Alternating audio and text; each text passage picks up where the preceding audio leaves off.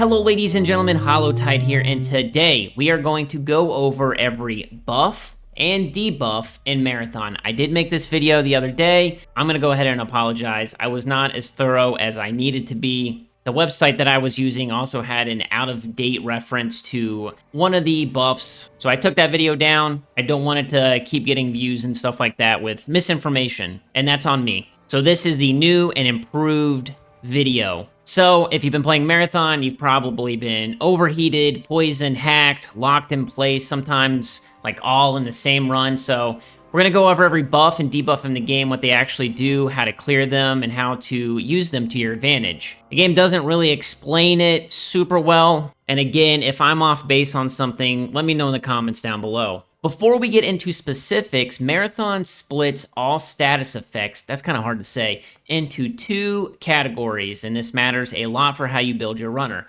There are physical status effects and electronic status effects. Physical, obviously, target your body. Movement, temperature, biology, overheat, frost, toxin, and immobilize all fall in here. Your hardware stat is what reduces how long physical debuffs affect you. The electronic side targets your runner's digital systems. EMP and hack fall into here. Your firewall stat is what reduces their duration. This matters because you got to use different consumables to clear different categories, and both will hit you pretty regularly in this game, so you need coverage for each. I think a lot of people just use shield kits and patch kits for health and shields, and really you should be taking more than that. So for debuffs, the one that you're going to run into the most is Overheat. Your runner has a heat meter that fills up when you use movement abilities like double jump and slides, and when you max it out, you overheat. When you're overheated, your movement is severely restricted. No sprinting or sliding. You're slow and exposed until the meter drains all the way back down.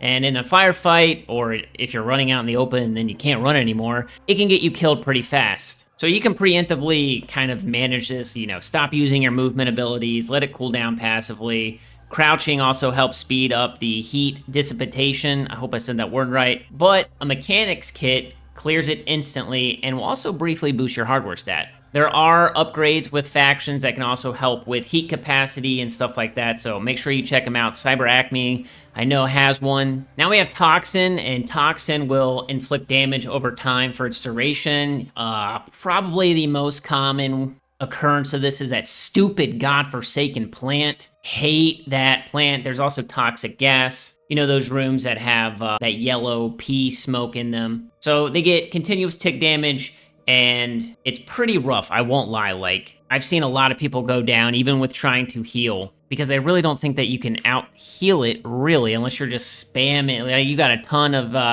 little health packs. Again, to get rid of this, use a mechanics kit. Easy peasy. Immobilize seems to be a harder stop on you than, say, overheating. I honestly don't know if I've seen I don't think I've been immobilized, so I'm not sure the full effects of it, but I just assume that, you're really getting a harder stop on all your movement altogether.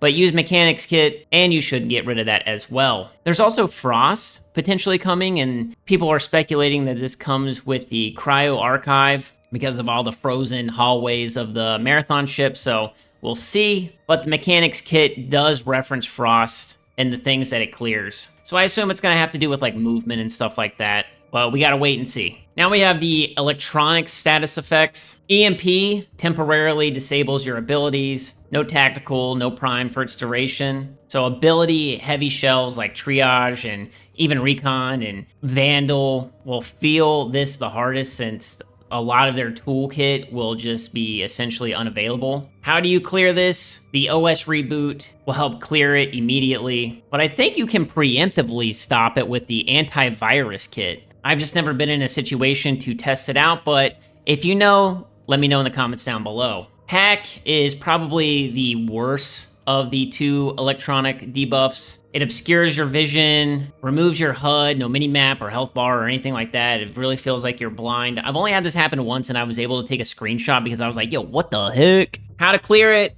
reboot.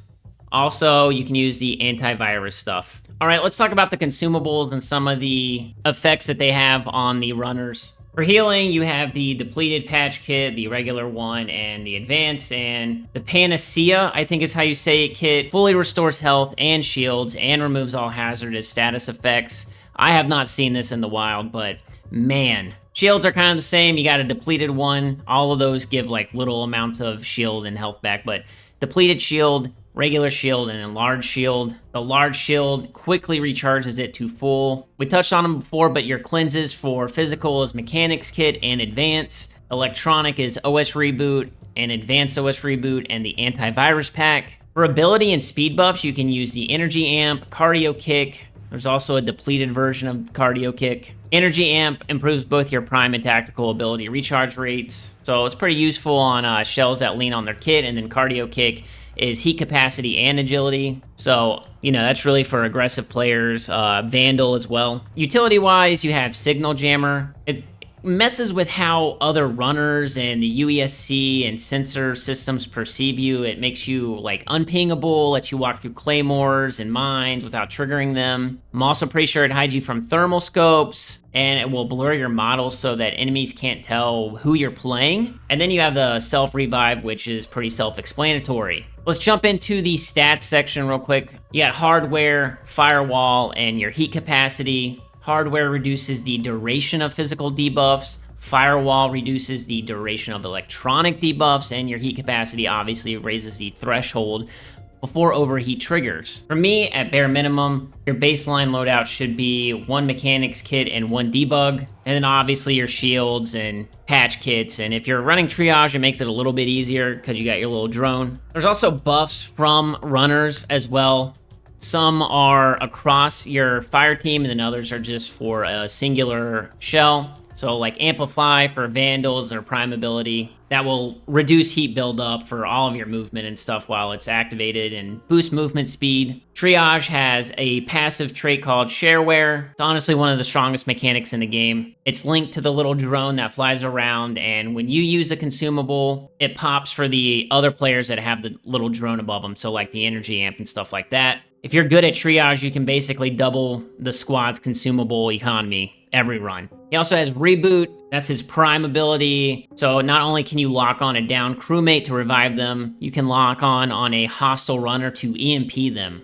So it's pretty versatile. And I'm going to throw this one in here as well for the recon shell, and that's your like Echo Pulse and Interrogation, because I do think that information is a buff to the fire team. Echo Pulse sends out those sonar waves that reveal nearby enemies through walls and stuff like that, and will share with the whole crew. And then they have their Interrogation trait, which also will ping enemy data. And that's it for this video. I hope that's new and improved, and hopefully it will help you out in the world. I've tried to include as many screenshots as I can. A lot of this stuff, it's hard to find, especially on the internet right now, and if you're not experiencing it in the game, it's even harder to capture. But let me know in the comments down below if this helped. Leave a like if it did. If you're new to the channel, make sure you subscribe, and I'll catch you guys in the next one.